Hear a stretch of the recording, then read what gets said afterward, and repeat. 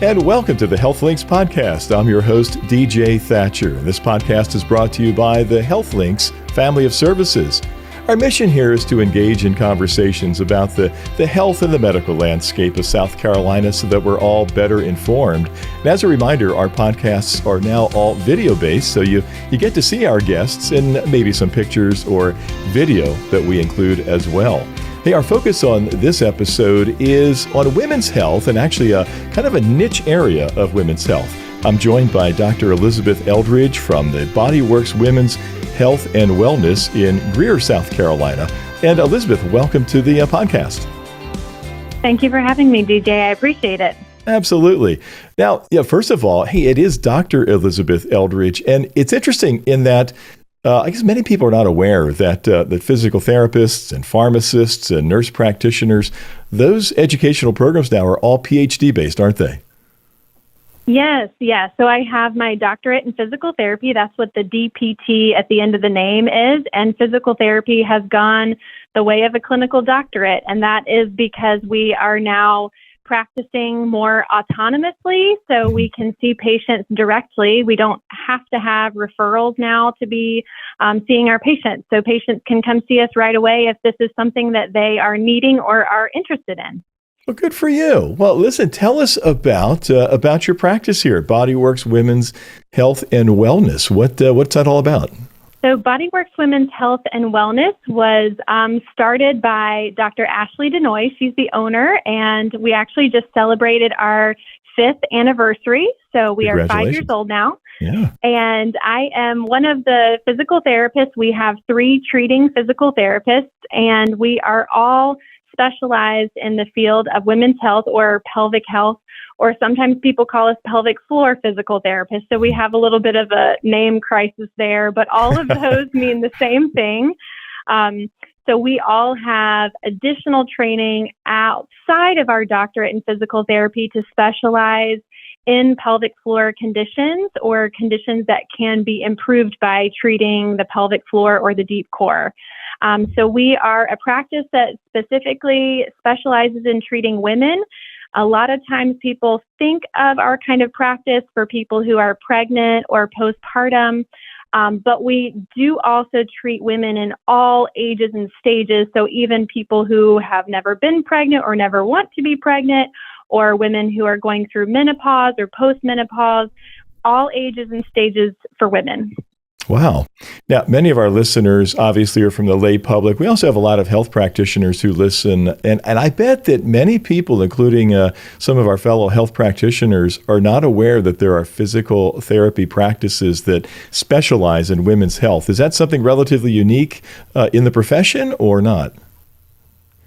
It is a little bit unique. It is definitely a growing niche in physical therapy. So it is not the more commonly known specialization of physical therapy. And I think partly that is just because the conditions that we treat, people are not talking about as much because they can be a little bit embarrassing. So to some degree, I think that is just because people don't talk about it quite as much. But there are not a lot of us around. It's definitely not something where you see us on every street corner, but we're out there and it's growing, especially as we learn the importance of treating the deep core and as some awareness like podcasts like this are bringing to the general public that when people are suffering from some of the types of conditions that we treat, that there are things that can be done and that people don't have to just be okay with the way things are. So I think it's growing in that way too, where a lot of women are realizing that they have someone to reach out to and they have something that they can try to heal. Well, that's interesting. We're going to explore more of these areas in just a moment. But first, always interested in our guests and how they really got into what they're doing today. So, hey, first of all, how did you get involved in physical therapy? What were your interests? And then maybe more so, in particular, how did you get involved in the women's physical therapy aspect of it, Dr. Elizabeth? I was interested in being a physical therapist for a very long time, since I was even in high school taking an anatomy class, and it was just a real fascinating subject for me. So physical therapy seemed like a neat way to incorporate that into my career. And I found that the time that physical therapists got to spend with their patients seemed really rewarding to me to get to see them through this process and through this rehabilitation, and seeing them go from, X to Z, and seeing them through the completion of that progression. I did not know that pelvic floor physical therapy or women's health physical therapy was even a thing until I was in physical therapy school. So we had a guest lecturer come in who was a pelvic floor physical therapist, and my interest was just piqued, and I thought it was fascinating because I had never really thought about that, never really thought about how there were muscles that could be retrained in the pelvic floor, but it's just like other areas of the body where we can retrain muscles. It's the same kind of thing. And the changes that those physical therapists can work through with their patients, the quality of life changes that we get to see our patients through are just phenomenal. Seeing a patient be anxiety-ridden, scared to leave the house, scared to wear certain clothing because they're afraid they're going to pee their pants out in public, to being able to be free and play with their kids and go exercise where they want to exercise and not feel like they have to wear black pants all the time in case they have an accident, is just amazing. And those quality of life changes looked so rewarding to be a part of. And so that was really what got me interested in it. Now, I had some really good advice from a mentor who told me, even if you want to specialize in pelvic health, remember that no one is just a pelvis. So focus on orthopedics first, get some good background there, and then specialize. So that's what I did. I did an orthopedic residency first, and all of our physical therapists are orthopedically trained too, so we can still assess someone's neck or shoulder or hip, because in truth, it's all connected. So that was where I went first. And then the whole goal the whole time was still to specialize in women's health. So then that was where I took my education after that, was specializing. And ever since I went that route, I have not looked back. It has been absolutely amazing. And being able to treat at BodyWorks Women's Health and Wellness is a real gift too, because we treat one-on-one with our patients. We don't juggle multiple patients at a time. We have 1 hour devoted to that patient each time they're here. And that is just a true gift to be able to spend that time with our patients too. That's amazing. Well, we can hear the enthusiasm in your voice. We can see it. So that's great when someone loves what they do. So let's focus on some of those patients you have. So you mentioned the one about incontinence and things like that. What are some other issues that people might come to your practice for? Sure. So we treat women during pregnancy. Sometimes issues start then. And sometimes we have patients who are wanting to prepare for birth, wanting to prepare for a certain type of birth experience, wanting to prepare their pelvic floor or prepare their core to help them have more success postpartum. So we treat women during pregnancy. We also treat women who have conditions like prolapse. That's where some of the pelvic organs are not supported how they should be.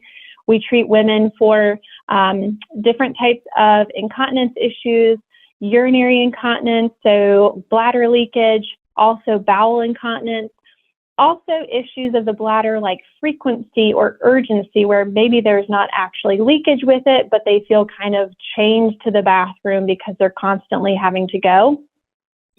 We also treat women for diastasis rectus abdominis, which is DRA, the separation of the abdominal muscles that most commonly happens after pregnancy.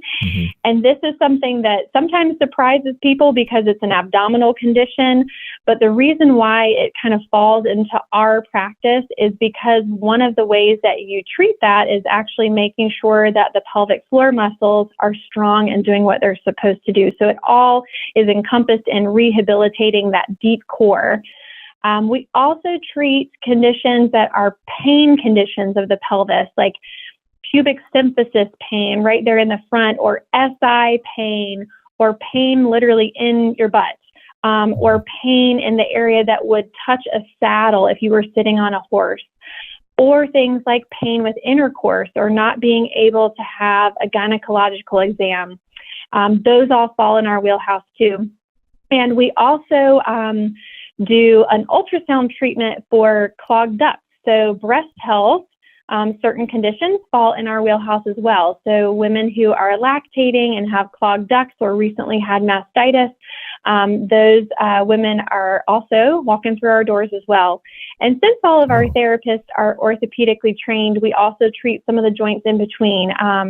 A lot of our patients are in the child rearing years, so sometimes people's backs are bothering them, or they have something called mommy thumb and they need help with their wrist and their thumb. So all of those kinds of things can be addressed while our patients are here as well. Wow, it's just an overwhelming variety of things you treat. You know, one of the many things you said that stands out to me is for women who are pregnant and what they can do. It sounds like during the pregnancy to help them postpartum. Is that right? With some of the strength exercises and so forth. What's the benefit of that, or I shouldn't say benefit. What's the outcome of that?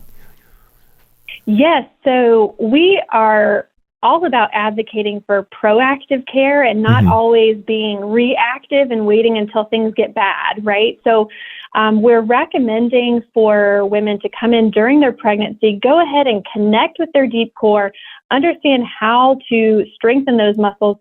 Some people don't even know how to actually contract these muscles because they're hard to connect with if you don't know how. So we like to treat people proactively. So during pregnancy, going ahead and coming on in so we can teach them how to use those muscles. So those muscles are easier to, kind of wake up, if you will, postpartum after having birthed a baby, right? Whether that's a cesarean birth or a vaginal birth, those muscles have to wake back up because pregnancy is a pretty big musculoskeletal adventure. Lots of changes in the body. Good way to put it. And so there's lots of changes afterwards that we have to address. And typically, if we have done some of that work on the front end, that really bodes well for the postpartum success. Those muscles kick in a little bit easier. But we do recommend coming in for an evaluation 6 to 8 weeks postpartum to go ahead and check, see if there is a separation in the ab muscles, see if they can contract their pelvic floor muscles, see if they know how to engage their deep abdominal muscle, the transverse abdominis. That's all stuff that we can teach so that we can prevent issues down the road, maybe prevent incontinence, prevent needing things like surgeries or other more invasive types of procedures, which are totally needed sometimes. And I'm thankful they're there, but sometimes it's nice to see if we can prevent needing them, right? Interesting. So one of the ways that we find to be really helpful to teach people how to use their deep core is we use real-time ultrasound. So it's the same type of ultrasound that we're familiar with looking inside of the body to check like the growing baby, if there's a pregnancy, or to check for other kinds of conditions. But we use it to look at the muscles on the screen, and the patient can see the screen at the same time. And it is just a really fun adventure to be able to look at that together and learn how to actually contract the muscles properly without compensations. So it's really fun. Wow. You know, you mentioned about postpartum, and a lot of people are familiar with physical therapists after an injury, have an orthopedic injury, and they go to a physical therapist. But I guess when you think about it, certainly, you know better than I, but pregnancy certainly is kind of like a trauma to the body. So is this something that perhaps all women postpartum should have an evaluation just to see if there is an issue, or only if they're having some type of symptoms? What would your recommendation be there, Dr. Elizabeth? So definitely pregnancy, regardless of whether there are symptoms postpartum or not, if we just think about the changes that the body went through, and I'm just going to mention 2 of them, but there's so many more. But the abdominal muscles stretch 150%. The pelvic floor muscles, if there's a vaginal delivery, stretch 4 times their length to allow for a vaginal delivery. So it seems to me to be kind of wild not to suggest some sort of rehabilitation after going through a pregnancy and a delivery. If someone has a knee surgery, no question, they're going for some physical therapy afterwards to rehabilitate their muscles. So in our mind, we see absolutely rehabilitate your body after that, because you are asking a lot of your body afterwards. You're picking up a baby all the time. You're going to be picking up a stroller and tossing it in and out of the car. You want to be able to play with your kids as they get older. You want to be able to go to the trampoline park with your kids without wetting your pants, right? There's all kinds of stuff that's very physical in parenthood. So absolutely, we need to rehabilitate our bodies and prepare for all that fun stuff. So we recommend an evaluation whether or not there are symptoms, and the United States is a little bit behind in this recommendation. Some countries, like France, for instance, every single woman postpartum goes to pelvic floor physical therapy, has 10 visits if they need them. So it's very much a normal part of postpartum life in some other countries. The United States just hasn't quite had that full shift, but I think it's working into that direction because we're seeing the great results with it in preventing stuff down the road or enhancing people's lives for right now instead of having to deal with issues for so long. I've had so many patients where I do see them when they're 50, 60, and they say to me, I have been dealing with this for 25 years. If someone had told me I could do something about this when my kids were young, absolutely, I would have done it. So we're just hoping more and more people take advantage of doing this now and right away. But all that to say, it's never too late either. So it's not like there's this window that's missed to be able to rehabilitate your core. You can always teach those muscles what to do. It just might take a little bit longer if they haven't been doing what they're supposed to do for a long time, but it's never too late. Sure. Now, someone might be wondering, hey, this sounds terrific. Is this something, for example, in the postpartum arena, is this something covered by insurance, or how does that work from a financial standpoint? Yeah, from a financial standpoint, it completely depends on the person's insurance, but we are physical therapists, so we bill using the same physical therapy codes that a physical therapist who might be seen in an orthopedic practice use. So this all depends on the person's physical therapy benefits by their insurance. So absolutely, that's something that we are more than happy to help guide people through as far as reimbursement from their insurance companies. But we are just physical therapists, so we're just billing as physical therapists. So typically, if someone has physical therapy benefits, that falls under us. I bet a lot of people don't know, so it's worth checking for sure. So, all right, this is really fascinating about the whole postpartum world, the whole pregnancy world. Now, what about for those listeners who are not pregnant, not planning on being pregnant? What are some of the primary conditions that you're treating in that subset of clients? Absolutely. So having a pregnancy and having a baby is not a requirement to be seen by a pelvic floor physical therapist. So some of the things that we may see in women who have never had a pregnancy or don't plan on having a pregnancy is probably one of the top ones is pain with intercourse or the inability to tolerate a pelvic exam. So we even see some really young patients who first discover that they can't put a tampon in, and they just are met with like a wall sensation. And as much as they're trying to relax, it just won't happen. And so that is something that we help people with. That usually is a condition called vaginismus, where there's this involuntary contraction of the pelvic floor muscles that makes it really difficult for people to be able to use certain menstrual products, or for people to be able to go in for that really good care that we need, those Pap tests, right? Cervical cancer screenings, really important stuff. So we have to help people be able to have those exams so we can allow for people to have those cancer screenings. Or if someone needs to have an intravaginal ultrasound, that's another thing that can be really challenging for some people. So that's a condition that we can see, and that does not necessarily mean that you've had to have a pregnancy or anything like that. Also, people who have never had a pregnancy can still have urinary leakage. It is still a thing. I know we tend to link those two together, but people still can have urinary leakage if they've never had a pregnancy or never been postpartum, or they may be struggling with hip pain that they just can't seem to sort out. And sometimes the answer lies in the pelvic floor. The hips and the pelvic floor are really connected. Mm-hmm. So sometimes when people have really tried this, tried that, tried this, tried that, and they just can't sort out their hip pain or their low back pain or their SI pain, sometimes we have to look at the pelvic floor and look at how their abs are working, and we kind of find the answer there. So sometimes we're treating people for various types of pain, and they just never knew to look at their pelvic floor. As you mentioned, a lot of patients or potential patients may not be aware that the services exist.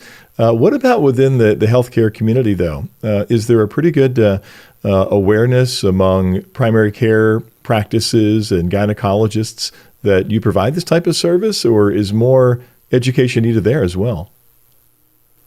I think more education is needed there. I think it is heading in the right direction for sure. But we're met with a mixture. So sometimes when we meet a provider, they say, yes, I have been wanting to find a pelvic floor physical therapist. I have some people who need your help. And then sometimes we're met with, you do what? So it's a little 50-50, I would say. And especially because, as we talked about, our profession is growing and gaining more awareness.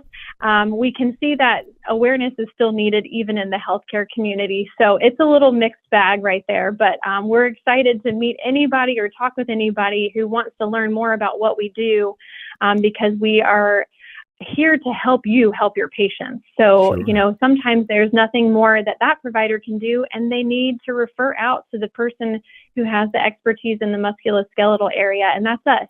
So we're always happy to chat with people and explain more about what we do if they're interested. Wow. Well, that's one of the reasons this podcast even exists, that it helps not only the lay public, but also the medical community as well. So get some exposure with this. Now, you also have your own podcast there in the practice called Strong as a Mother. What's that all about? Yes, we have a podcast as well, Strong as a Mother, and we love that little phrase because it just gives everybody a little chuckle. But we are highlighting women in that podcast and women who are also in healthcare, so other women helping women. And we are actually about to be publishing a bladder series where you can learn all about bladder health in a series of episodes. So we're really excited about that coming up. It's going to be really informative and give lots of real life tips that people can use right away to enhance their bladder health, and also to give them an idea of what they can do. And if they are a good candidate for pelvic floor physical therapy, that they would know that there's something that can be done about their problem. Yeah. Well, good for you for doing this. I mean, these are really sensitive issues, but really quality of life issues, probably more importantly than anything. Your website has a lot of great information. I saw some video on there. There's lots of resources. You've got the live chat option. What's the website, first of all? We'll include that here. But and what other resources do you have there on the website? Yes. So our website has different conditions that we treat. If you're not sure this is the place for you, go ahead and take a read, and you'll see that you're not alone. You're not the only one that's experiencing this. We are all about trying to take away the taboo about talking about some of these issues. Even some of our patients come in and say that they were afraid to talk to their primary care doctor about this. So it can be extremely embarrassing, and we know that, and we hope that, first of all, our website gives you some hope and makes you realize that you're not alone, and helps you realize that this is a safe place to talk about this stuff. We're used to talking about it. There's no such thing as TMI in our office. And letting people know that their privacy is going to be protected. We have individual treatment rooms. Everything happens behind closed doors, right? And we hope that our website shows that we build rapport with our patients, and that we are excited to help people with their issues, and that it's not anything to be embarrassed about. Mm-hmm. And that website is bodyworks-physicaltherapy.com, and we'll put a link here for that as well. So, well, Dr. Elizabeth, anything else that with this audience, anything else you'd like them to know, or methods of contacting you, or anything else? I think I got a chance to talk about all the things that I'm excited about. I hope that people can see that we are enthusiastic about helping women. And like I said, women of all ages and stages. There's no requirement to come in here. We're excited. And honestly, we're just excited to get the word out about pelvic floor physical therapy and that this exists, because so many people suffer silently for a long time and don't know that this is out there. So we're just excited for the awareness. Well, Dr. Elizabeth Eldridge, thank you so much for joining us from BodyWorks Women's Health and Wellness in Greer, South Carolina. And as a reminder, folks, you can reach out to us with any questions or suggestions for future topics. And that email address is listen@healthlinkspodcast.com. And on behalf of the HealthLinks podcast, I'm DJ Thatcher. Thank you for joining.